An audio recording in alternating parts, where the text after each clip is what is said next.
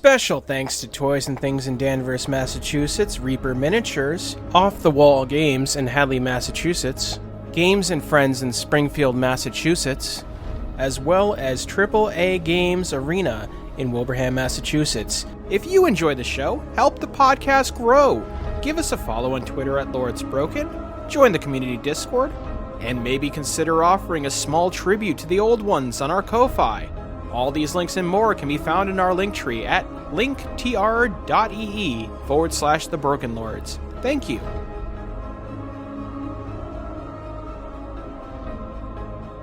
Hello everyone, and welcome again to another episode of the Broken Lords podcast. We are back to it with 2D20 Conan, and we are lost in a valley with basically no direction as of yet, so hopefully we'll correct that directly. You forgot to mention the jungle with giant snakes and giant tigers. It's all wrapped up in the valley. Details. Pay no attention to the giant tigers and snakes. Hard. Giant difficult. pigs, too, come to think of it.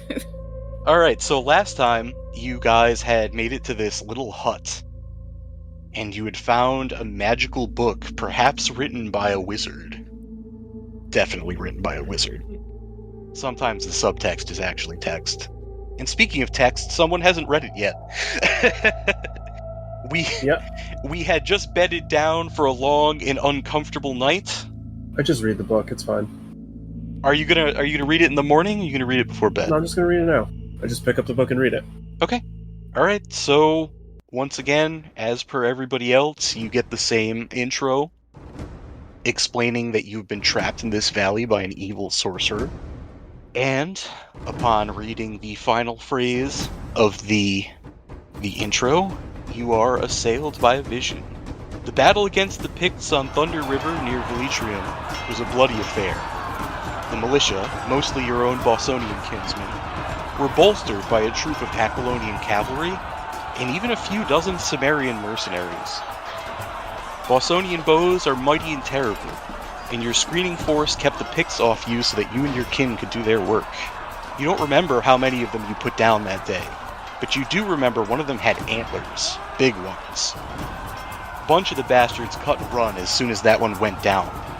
You feel a lurching sensation, you realize you are no longer in your own memory. You are someplace else. Deep in woods you've never seen before, there's a great tent made of hides. Standing outside of them is a Pict, one of their shamans, covered head to toe in the skins and bones of beasts, or maybe worse. He holds in his hands the headdress with the antlers crusted with blood. He stares at it. He throws his head back and howls in rage and pain, tears streaking down his painted cheeks. There's a flash of light, and you see the same shaman, standing warily next to a man with evil eyes and a devilish grin.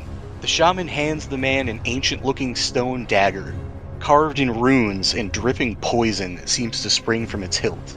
The shaman holds up a stick effigy of a man with a bow, wearing a tiny necklace of teeth upon his neck. The man with the dark eyes grins. In another flash, the dark-eyed man stands outside of a cottage in the Bosonian countryside in the dead of night. Your cottage. He strokes his pointed beard and grins. The vision fades, and suddenly, more writing begins to appear in the book that you hold. Well, I guess I keep reading then. Alright. I think I can still do that.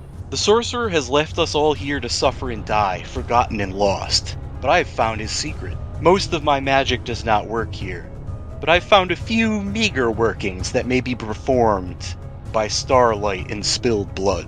The walls of this valley are woven with powerful illusions that dull the mind and prevent escape, leading you back down paths you've already traveled, or leading you into more deadly environs.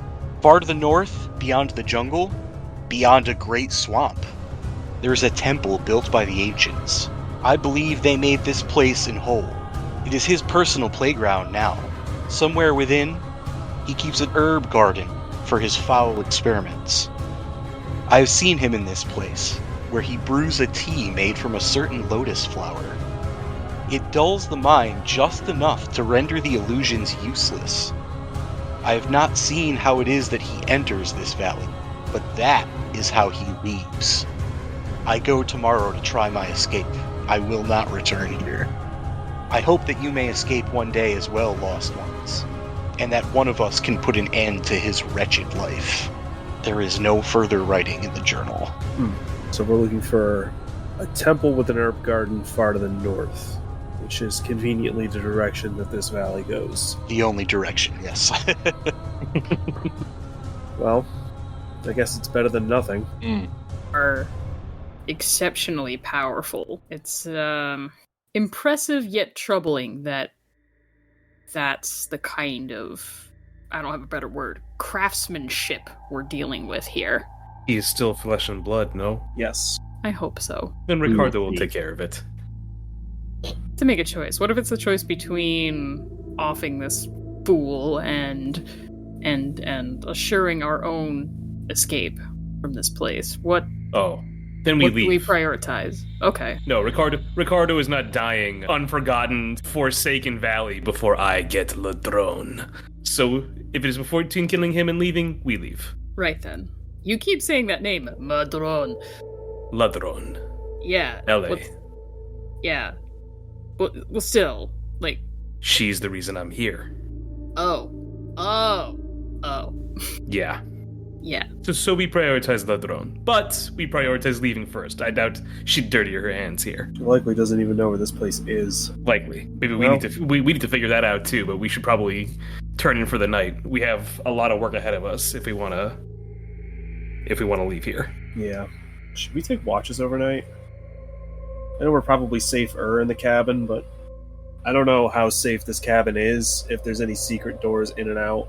Sure. That's never a bad idea when we're in enemy territory.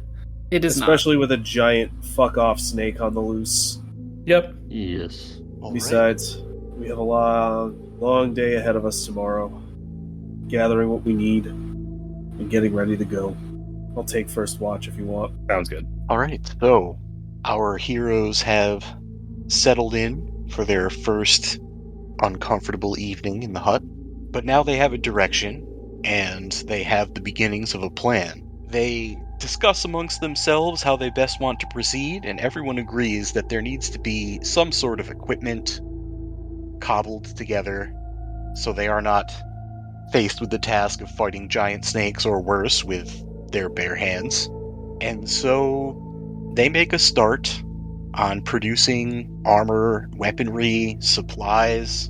The days drone on, and before our heroes feel comfortable enough to leave, 2 weeks pass. In that time, weapons are made. We've produced a single suit of armor, which Ricardo shall be wearing. Some alchemical and herbalistic ingredients have been gathered and produced into supplies to help us with our journey, and a small store of food and some water has been acquired. Am I missing anything important, guys? Don't forget the weapons. Yeah, the party has bows and clubs and quarterstaff. Yeah. A shield has been made. Before we set off for real, is there a way I can get to a elevated position to see maybe is it jungle for as far as I can see the horizon and such, or You could climb a tall tree to try and see what is close by. There is the plateau itself you could attempt to climb. It is rather taller than the surrounding trees, but from what you had seen at a distance, it appears to be flat on top. Oh, I'd is the give cabin plateau. not on top of the plateau? No, the cabin is in the shadow of the plateau at its Oh, base. okay. I thought it was on top. you know what? I'll give trying to get up the plateau a shot. All right.